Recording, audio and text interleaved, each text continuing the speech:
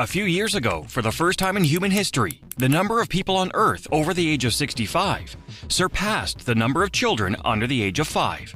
That quiet tipping point is now an earthquake. Dozens of countries are now shrinking. Some are losing the equivalent of an entire city's worth of people every single decade. The reasons why are complex and urgent. There is, in case you hadn't noticed, a plan to reduce the world's population by 9/10. Think what that represents. That's billions of people. Bertrand Russell said that a long time ago in his book, where he said that a virus should go around the world at least once every 10 years to kill enough people so that people could procreate. And he said we should have them die a horrible death. And he said that shouldn't bother anybody, especially those of us who are not going to be affected by this. So it's a plan that will allow many people to die, to reduce world population. The aim of the depopulation plan is to gain control of the world, set up a world government, and lead us via the horrors of net zero into the wilderness of the Great Reset. And they're doing it in many, many ways. And one of the many ways they seek to advance their depopulation agenda is through an evil plan to vaccinate the entire world. Vaccines in general are meant to kill. They are not safe, they are not effective, they do not work. They don't work at all. The vaccines that Pfizer give out, I did say the vaccines were tested.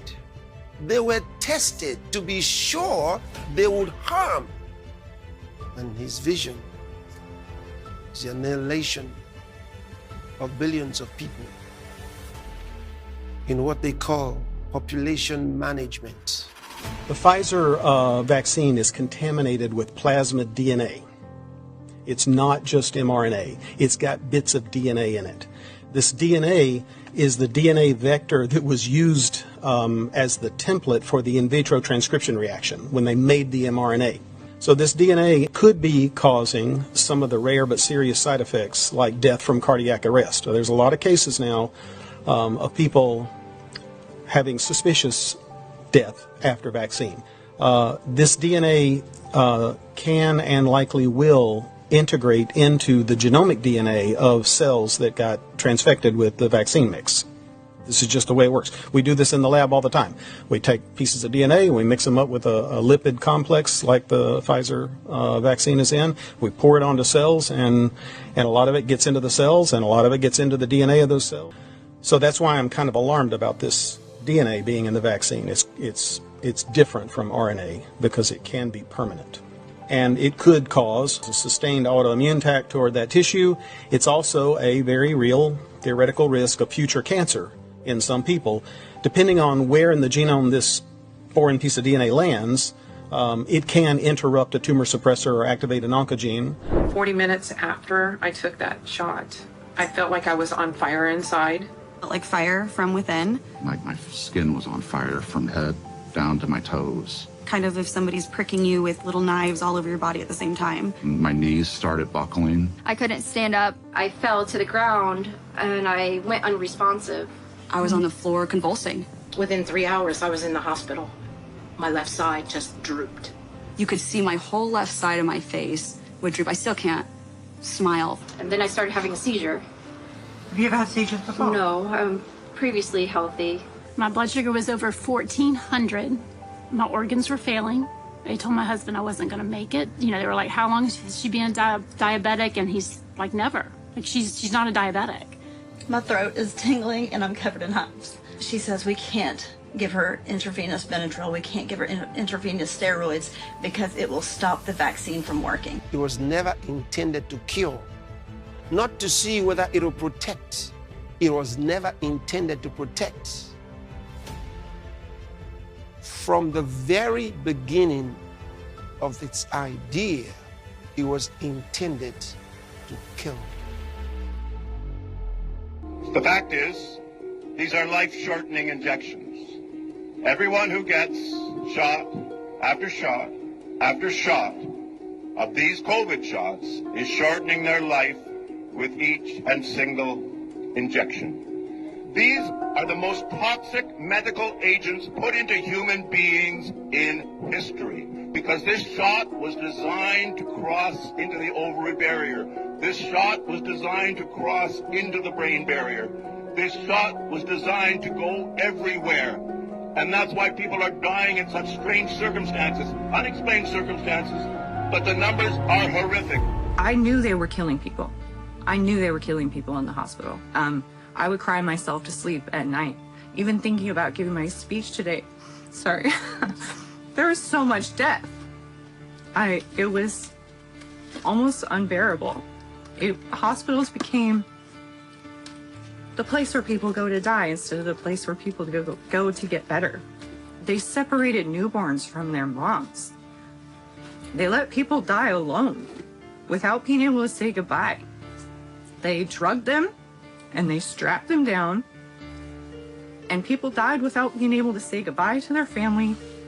Some of them just got a phone call, and that had never happened before the COVID protocol rolled out in 2020. So yeah, when they say they killed people, I agree with them. Is the population going to get so big that feeding everybody and maintaining the environment is going to be impossible? Here we can see a chart that looks at the total world population over the last several hundred years. And at first glance, this is a bit scary. We go from less than 1 billion in 1800, and then 3, 4, 5, 6, and 7.4 billion where we are today is happening even faster. So Melinda and I wondered whether providing new medicines and keeping children alive, would that create more of a population problem? What we found out is that as health improves, families choose to have less children. And this effect is very, very dramatic. We find that in every country of the world, this is repeated. The population growth goes down as we improve health. So we've taken that chart that shows the global population growth, and we've actually extended it out all the way to 2100. And we can see that instead of continuing, it actually flattens out. Another way to see that is through this rate of population growth. And you can see that in the 60s, that reached a pretty high number, over 2% per year, and it's now come way, way down. Now, 11 billion people, still a lot, but the good news is that the faster we improve health, the faster family size goes down. So here's the problem. He's a proponent of population reduction through infertility or mass killings. And so I'm asking you, somebody who says the world population needs to be brought closer to zero, reduced by the billions around the world. If he's producing vaccines, you want to use them? Come on. Behind the smiling faces of these philanthropic organizations lies a deception that has led nations to blindly embrace these so-called vaccines. And now, more than ever before, the evidence is clear. There has been an alarming reduction in global population. South Korea went from a miracle economy to the world's most extreme case of population decline. For several years running, it has recorded the lowest total fertility rate on the planet. The latest figure was a shocking 0.72. That's not just below replacement level, it's less than a third of it. In Greece, the tourism industry is booming. The population is not. The country is facing a demographic storm created by two distinct events. First, a very low fertility rate, which has hovered around 1.3 to 1.4 for years. Serbia has been shrinking for decades. This exodus combines with a chronically low fertility rate. Fewer young people means fewer births, and a smaller workforce to build the economy that might convince the next generation to stay. Bosnia and Herzegovina. The country has struggled with a natural population decrease, more deaths than births. Japan was the pioneer. It was one of the first major countries to experience population aging and decline. Now, that decline is accelerating. For years, its total fertility rate has been near or below 1.3, among the world's lowest for a large nation. The country has a record share of citizens over 65. In rural prefectures, this trend is hollowing out entire towns, closing schools, and leaving infrastructure with nobody to maintain it. For decades, the megacity of Tokyo acted like a demographic magnet, pulling in youth from all over the country. But now, there aren't enough young people left to pull. If you were writing a textbook on rapid population loss in the 21st century, you might use Bulgaria as a case study. Since its post-communist peak, the country has lost over 20% of its population, a staggering decline in peacetime. The reasons are classic: a fertility rate among the lowest in Europe, combined with a high median age. Bulgaria remains one of Europe's fastest shrinking states. In Germany, the fertility rate dropped to 1.35 children per woman, the lowest since 1994, which came off the back of a recession period. Researchers clearly said the only reason why the population didn't shrink last year was because of migration. Migration also slowed the population decline in Italy, but not enough to prevent a decrease. Italy's 2024 birth rate was 1.18, a record low. For every 1,000 people, only 6 babies were born, while 11 people died. In neighboring France, which is traditionally one of Europe's most fertile nations, numbers are also dropping fast. Its fertility rate in 2024 at 1.62 was the lowest since the end of the First World War. Even the wealthy northern European countries are suffering a decline in births, with Finland notably reporting the lowest fertility rate since 1776. Poland holds one of the bottom spots with only 1.1. England and Wales represent an exception with a tiny 0.6% growth thanks to a surprising rise in babies born to fathers over 60 years old. So it's a plan that will allow many people to die to reduce world population. And that's why they got the Congress in the United States to pass a bill that exonerates them from any damage. Think about it. No matter the damage caused by vaccines, they're free. The big pharma will be free. Why did they seek that? Because they knew there would be trouble. They knew they did something terrible. In 1986, President Ronald Reagan signed the National Childhood Vaccine Injury Act, granting total immunity to vaccine manufacturers. After a decade of lawsuits related to vaccine injuries and deaths, vaccine makers were going bankrupt. In a move to coerce policymakers, vaccine companies threatened to stop making vaccines until they could be legally shielded from liability. To this day, when someone is injured or killed as the result of an adverse reaction, it is the U.S. taxpayers that pay for the damages. There were several Indian tribal girls used as guinea pigs. The report alleges that 2 American pharma giants' untested vaccine was administered to thousands of tribal girls without proper study and paperwork. India was among the hardest hit after Bollywood celebrities were incentivized by the Gates Foundation to urge the public to submit to mass vaccinations. In 2009, tribal children were administered the HPV vaccine. Over 24,000 girls were told they were being given wellness shots, in many cases without the informed consent of a parent or a guardian. The people that were administering these vaccines lied to the guardians of these girls and told the girls, oh, this is going to cure cancer, you're never going to have cancer. And these girls became severely injured. Some of them developed seizures, some of them developed cancer, and 7 girls died. And there was no insurance, there was no assistance for them, and the Gates Foundation denied that it had been clinical trials. The deception. Does it sound familiar? They have not changed. This is how these people are. They haven't changed. 23-year-old Alexis Lorenze has been sharing her struggles with followers on TikTok. This comes after she was admitted to UCI Medical Center in Orange for a rare and life-threatening blood disorder. The local hospital forced her to receive 3 vaccines at once, which she said resulted in life-threatening reaction.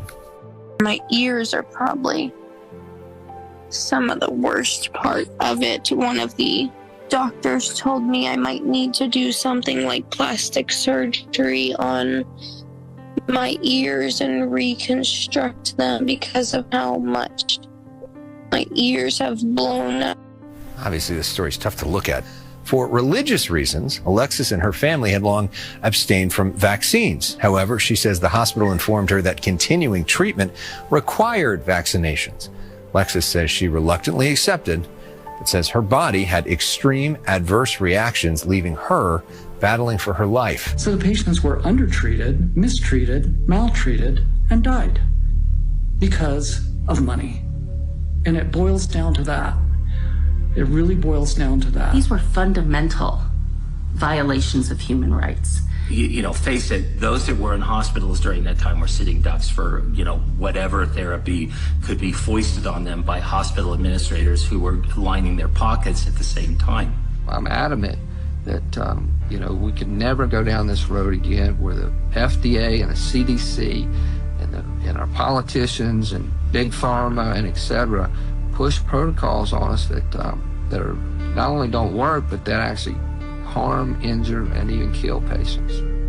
We failed as a society. We failed as a medical community. We were misguided by government agencies, the NIH, the FDA, the CDC, and especially misguided by money and protocols. You are not a protocol. You are a human being. You have individual needs. And sadly, so many people succumbed, not to a virus, but to neglect and to wanton greed. In reality, with the COVID vaccines, an authentic crime against humanity is being committed. I mean, I am talking about a crime against public health that has been perpetrated by the pharmaceutical industry with the support of the mainstream media, with the complicity of the European community countries and governments, and the bribing of the health authorities, hospital directors, medical societies directors, science societies, etc. This vaccine campaign, it will go down as the biggest scandal in medical history, and moreover, it will be known as the biggest crime ever committed on humanity. Be sure of this. The wicked will not go unpunished, but those who are righteous will go free.